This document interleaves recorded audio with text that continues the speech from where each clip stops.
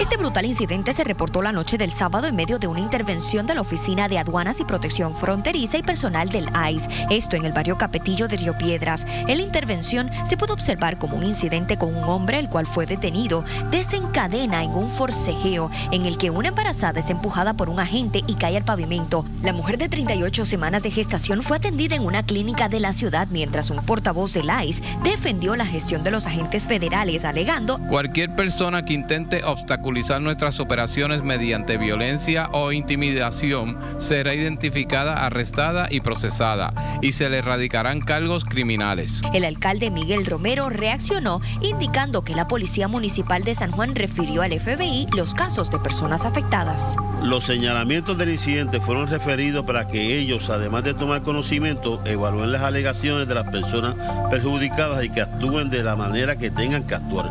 Pero lamentablemente, este no ha sido el único incidente violento en medio de redadas. La semana pasada se registró algo similar en la comunidad Capetillo, cuando agentes federales ingresaron a la residencia de un hombre a pesar de no contar con una orden judicial. Tras esto, queda una pregunta que Puerto Rico no puede seguir ignorando. ¿Es realmente necesaria tanta violencia para manejar la migración? ¿Y quién asumirá la responsabilidad de detenerla? Hasta que no exista una acción clara y decisiva, la tensión entre agentes y la comunidad seguirá creciendo.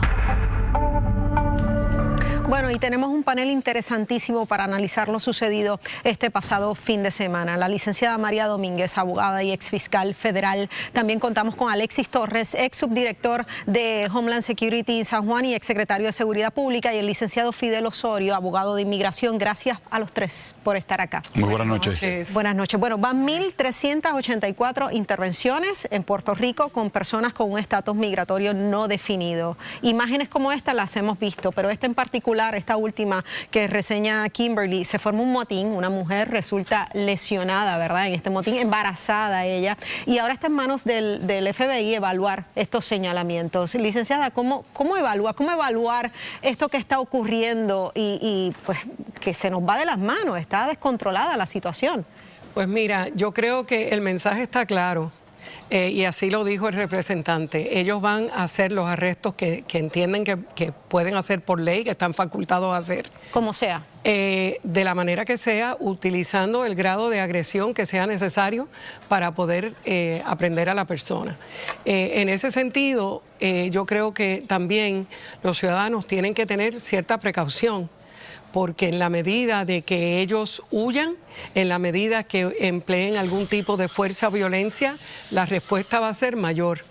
¿Entiendes? Claro. O sea que es algo que nos debemos actuar con cautela y con calma. Su recomendación es que no lo combatan. No deben combatirlo, porque yo creo que la realidad es que el arresto se va a realizar. Y eso ocurre en un arresto como este, como en cualquier otro arresto, a la que la persona que va a ser aprendida se resiste y llegan amistades o familiares y comienzan la trifulca. ¿Sabes cuál es la diferencia? Que estas personas no son delincuentes en el sentido de que no son delitos graves criminales, son infracciones civiles y administrativas. Pero resistencia uno, resistencia en otro, es resistencia y aumenta la probabilidad de que termine en esto. Eso es así. En que alguien salga malherido. Y lamentablemente, usualmente el que va a salir lesionado es el ciudadano. Torres, ¿cómo ve la situación? Yo pienso que, y si vamos a una parte específica del video, quiero mencionar, dentro de lo que podemos ser empáticos con la dama, que para empezar, si usted está encinta, no sé, ¿verdad?, qué está haciendo en esa área interviniendo. Ese es el primer dato. Ahí tenemos Pero las imágenes. más allá, si te fijas, tú tienes cerca de 5 personas que están atacando a un agente. Sí, muy bien, podemos decir que es un arresto administrativo en base a diferente inteligencia criminal. Si usted está al lado, no tiene documento, está al lado de una persona que está siendo buscado por algún tipo de delito, pues también va a ser parte de esos arrestos. Pero quiero llevar un mensaje bien claro y de alguna manera u otra tenemos que detener el mensaje en contra de los agentes de ley y orden. Esto son operaciones que lamentablemente están siendo llevadas a cabo por una orden ejecutiva que no tienen vuelta atrás. Y entonces, si muy bien también mencionamos ese caso en particular donde hay 5 personas, te demuestra a ti cómo en cuestión de un segundo, cualquier tipo de operación que lleva un oficial municipal, estatal o federal, te cambia el panorama en el momento, en el segundo. ¿Por qué estamos viendo con mayor frecuencia alegados agentes del ICE enmascarados? Bueno, hubo una situación donde se permitió a nivel de los Estados Unidos, porque hay cerca de 10.000 amenazas contra agentes que están actualmente. Pero son agentes de ley y orden, no son encubiertos, no son gente que tiene que ser protegida. Bueno, pero sí, también tenemos personas civiles que se pueden tapar la cara porque yo no me la No, los civiles en una protesta no se pueden tapar la cara, es un delito. No, se la tapan también. Es un delito. Está bien, pero se la tapan. De hecho, van a ti, te graban y te graban. Entonces dejamos también. Que los policías actúen. Bueno, yo también, mi deber como pasado director. Y yo defiendo a los policías, ojo. Pero yo voy a defender a la policía siempre, sea municipal, sí, pero no entiendo estatal, por qué se tienen que tapar la cara. Si son agentes de ley y orden y están cumpliendo con un mandato que es una orden, diligenciar una orden, ¿por qué se tienen que tapar la cara? Hay una orden que se permitió que los agentes podían taparse en base a las personas, la lista que existen en esas amenazas.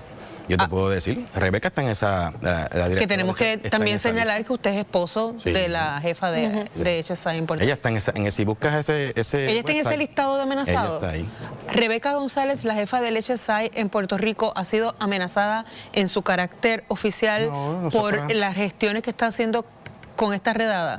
Está en el website. ¿En las que se puede tapar la cara? En lo que se le permitiría taparse la cara. De los amenazados, sí. De los amenazados. Licenciado, ¿qué alternativa, qué recursos tienen las personas que resultan perjudicadas en este tipo de intervención? Bueno, antes que todo quiero decir que a la pregunta de qué hace una mujer embarazada allí, ciertamente si están arrestando a tu esposo, están arrestando a tu hijo, a ti se te olvida que tú estás embarazada y tú sales inmediatamente a socorrer a la persona, porque es algo muy insensible lo que está sucediendo en este país en este momento. Y yo que me he parado aquí y he defendido la actuación de los agentes de ICE en muchos momentos porque tengo buena relación con ellos, porque los tengo que llamar cuando arrestan a mis clientes para tratar de buscar alternativas. Tengo que decir que se han excedido. Y no solamente se están excediendo con eso, tampoco, y en el día de hoy, no permitieron que una abogada entrara al centro de detención a hablar con los clientes. Yo estuve el viernes pasado 2 horas y media esperando para que me abrieran el centro de detención para hablar con un cliente. Si ustedes, y yo he defendido aquí el trabajo que están haciendo los agentes de ICE, porque ellos están haciendo su trabajo. La realidad es que ellos no están haciendo esto por capricho. Si yo he dicho aquí que los agentes de ICE los dejen hacer su trabajo, también permítanos a los abogados hacer nuestro trabajo. Hagan ustedes el suyo y permítanos a nosotros hacer el nuestro.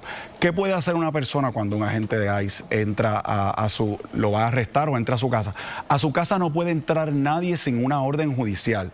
Un juez de inmigración no es un juez artículo 3, no puede ordenar entrar a su casa, a su morada. Usted no tiene que abrirle la puerta, usted tiene que permanecer en silencio, usted tiene derecho a hablar con un abogado y usted puede todavía beneficiarse de las leyes de inmigración que todavía están vigentes desde 1987, el INA. Claro, nos han cerrado un poco el cerco.